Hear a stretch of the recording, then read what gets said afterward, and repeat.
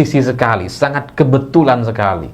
Sore jam 3 atau jam 4 muncul berita Budi Ari diutus ke Vatikan, dipilih oleh Presiden untuk hadir di acara pelantikan Paus. Dan bahkan Budi Ari juga sudah mengkonfirmasi ke media bahwa ya, saya akan berangkat malam ini juga atau dini hari ini juga, sore waktu itu gitu ya. Dini hari ini nanti akan langsung berangkat dan direncanakan akan tiba di Roma pada Sabtu pagi, kata Budi Ari. Itu berita jam 4 sore.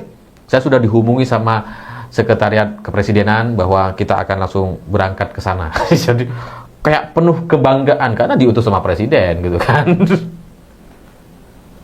Nah, coba kita bayangkan ketika Budi Ari sudah mengkonfirmasi bahwa dia diutus ke Vatikan dan dia akan berangkat, dia mengiyakan dan beritanya sudah ada di mana-mana. Kemudian beberapa jam setelahnya atau 3 jam setelah itu muncul surat dakwaan yang bocor ke media. Dalam situasi yang seperti ini jelas Budi Ari nggak bisa membatalkan karena dia sudah terlanjur mengiyakan. Dia sudah bilang ke wartawan akan berangkat. Kalau nggak berangkat justru akan dianggap membangkang gitu ya, nggak sesuai dengan instruksi presiden. Malah dia kan sudah semangat sekali, kan nggak mungkin untuk nggak berangkat gitu. Jadi coba kita bayangkan Budi Ari ketika lagi sibuk untuk persiapan ya, lagi packing untuk berangkat ke Vatikan, tiba-tiba muncul atau beredar surat dakwaan di pengadilan. Jadi secara rangkaian waktu ini sangat pas sekali. Budi Ari disuruh untuk berangkat dan kemudian surat dakwaan yang menyebut soal Budi Ari dimunculkan ke media. Bagi saya, dalam rangkaian cerita atau rangkaian waktu yang seperti ini hampir pasti disengaja, hampir pasti diskenariokan supaya seperti ini. Ya kebetulan aja ada acara pelantikan Paus gitu. Kalau misalkan tidak ada acara pelantikan Paus, ya mungkin juga akan ada utusan apalah gitu ke luar negeri pokoknya. Gitu. Yang kemudian membuat Budi Ari tidak berada di Indonesia. Jadi ya ketika Budi Ari keluar dari Indonesia, berita ini muncul dan kemudian habis di semua media, digoreng habis, bukan digoreng sih, diberitakan habis-habisan. Kalau kita lihat hari ini, hampir semua berita di media mainstream hari ini itu penuh dengan berita soal surat dakwaan yang dibacakan oleh jaksa pada hari Rabu. Jadi peristiwa hari Rabu baru meledak di hari Sabtu ketika Budi Ari berada di Roma. Ketika Budi Ari sudah tidak ada di Indonesia. Dalam situasi yang seperti ini, Budi Ari jelas sangat dirugikan karena dia berada di Vatikan dan dia tidak bisa melakukan apa-apa atau manuver melakukan pengamanan. Bahkan ketika dia ingin memberikan pernyataan pembelaan pun itu dia kesulitan. dia kesulitan tuh. Ya untungnya dia bisa kemarin gitu ya wawancara dengan SCTV, tapi untuk manuver-manuver yang lain jelas itu akan sangat terbatas sekali. Setidaknya Budi Ari tidak bisa kemudian tiba-tiba sowan ke Solo misalkan untuk mengalihkan perhatian media gitu ya. Tidak bisa melakukan pertemuan dengan Presiden Prabowo misalkan. Jadi ini benar-benar habis dia dari hari Sabtu, Minggu, Senin hari ini. Semua berita-berita di media itu menjelaskan soal kronologi bagaimana dalam surat dakwaan itu Budi Ari ikut terlibat dalam kasus judi online atau kasus pengamanan terhadap situs-situs judi online. Nah, kalau dia berada di Vatikan, kemudian ingin melakukan koordinasi, konsolidasi, atau pengamanan atau manuver-manuver apapun, itu pasti geraknya akan sangat terbatas. Dan kalau dia maksa untuk melakukan, pasti mudah akan kelacak gitu. Jadi gerak Budi Ari hari ini benar-benar terbatas, berada di luar Indonesia, dan sehingga apapun yang muncul di media dan apapun yang sedang terjadi di Indonesia itu di luar kewenangan atau di luar kemampuannya untuk mengubah atau memberikan satu manuver perbedaan gitu. Jadi dia tidak bisa melakukan apa-apa tuh ya, karena dia di sana. Itu pasti kan sangat kesulitan sekali. Jadi narasi-narasi atau cerita dari surat dakwaan yang dibacakan pada hari Rabu dan kemudian muncul pada Jumat malam itu, hari ini hari Senin itu bisa dibilang sudah sangat matang sekali, karena nggak ada pembelaan atau perdebatan atau diskusi publik. Semuanya dikuasai oleh surat dakwaan yang dibacakan oleh jaksa.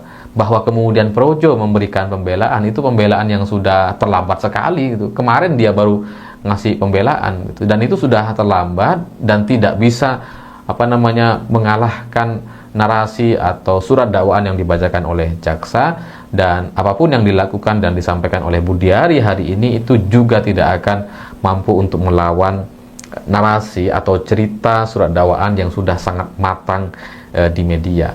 Jadi surat dakwaan yang dibacakan itu benar-benar tak terbantahkan sebagai sebuah fakta persidangan yang ya sulit untuk kemudian bisa dinetralisir dengan cara apapun.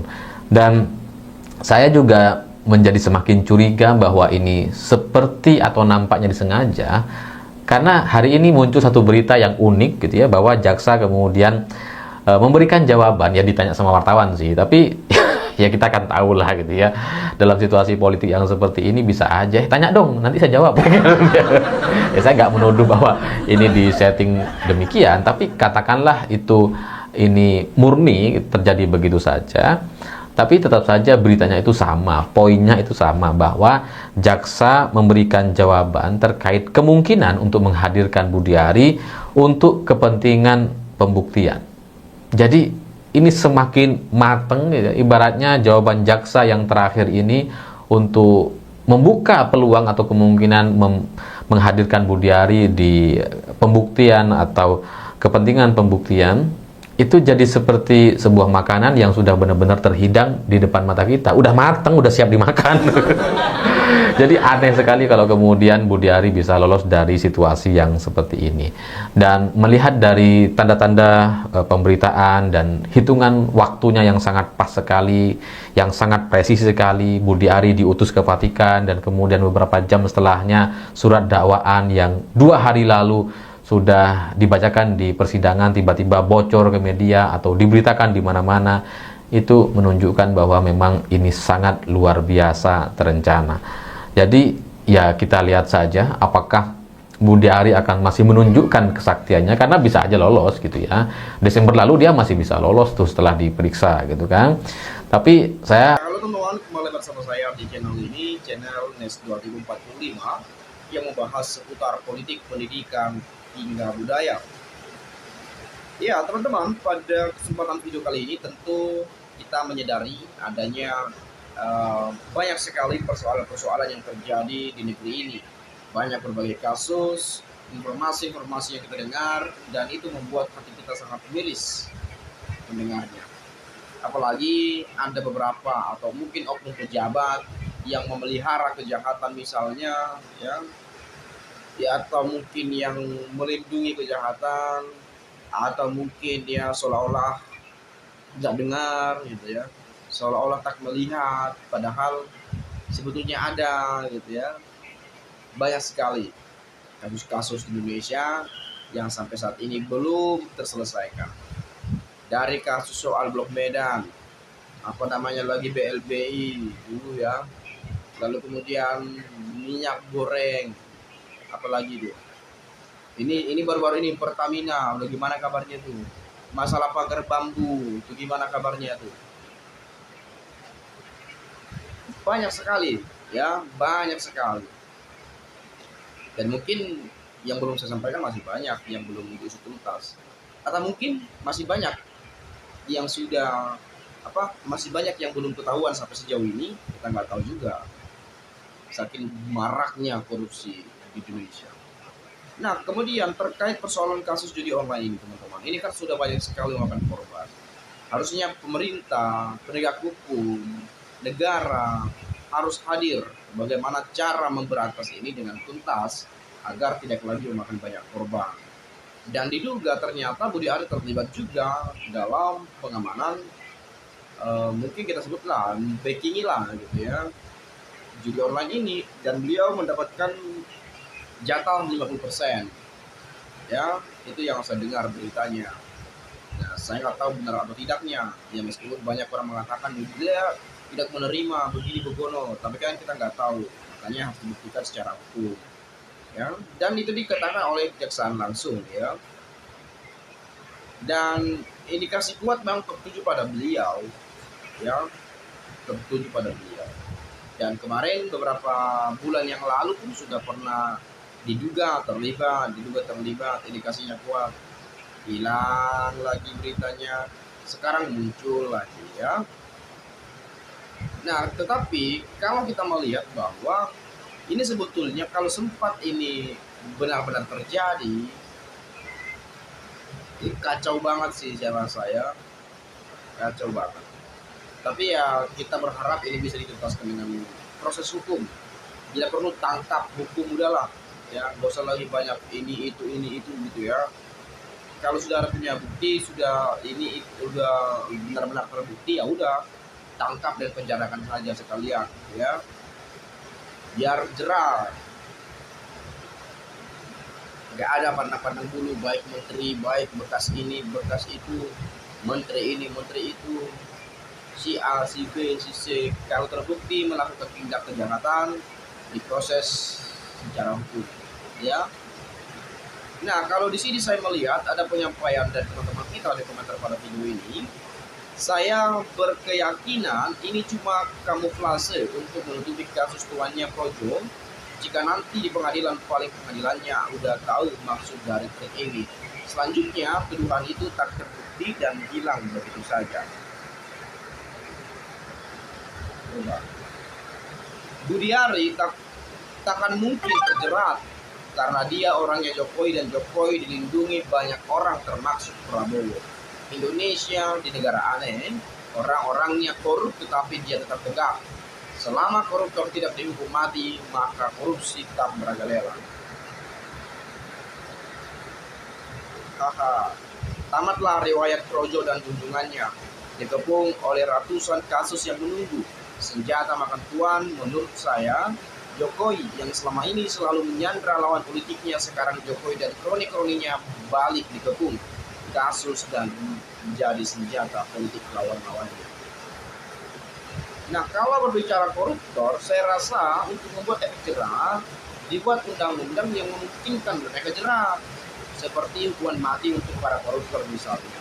Tetapi apakah itu memungkinkan di Indonesia? Saya rasa tidak memungkinkan, karena hak asasi manusia dan lain sebagainya.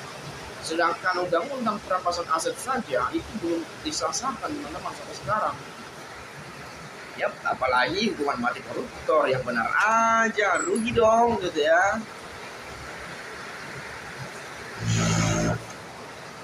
Dan di sini coba kita lihat, ya. Udahlah, aparat utara tahu ke dan pelaku di atas, korbankan aja. Dia bukan siapa-siapa kecuali ketua Projo yang udah experience, ya. Biar dibuka semuanya, nah berarti harus dibuka dong. Coba kita lihat.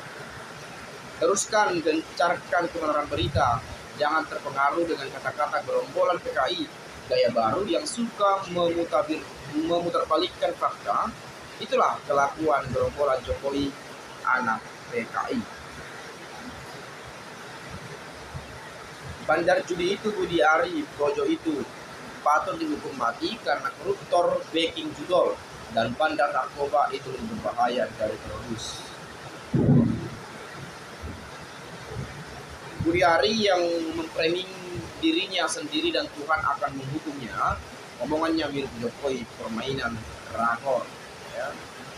Mungkin itu saja teman-temannya, hujannya makin lebat banget, ya. Terima kasih buat Anda yang sudah menonton video ini. Terima kasih buat pemirsa, salam inspirasi, salam dan sampai jumpa.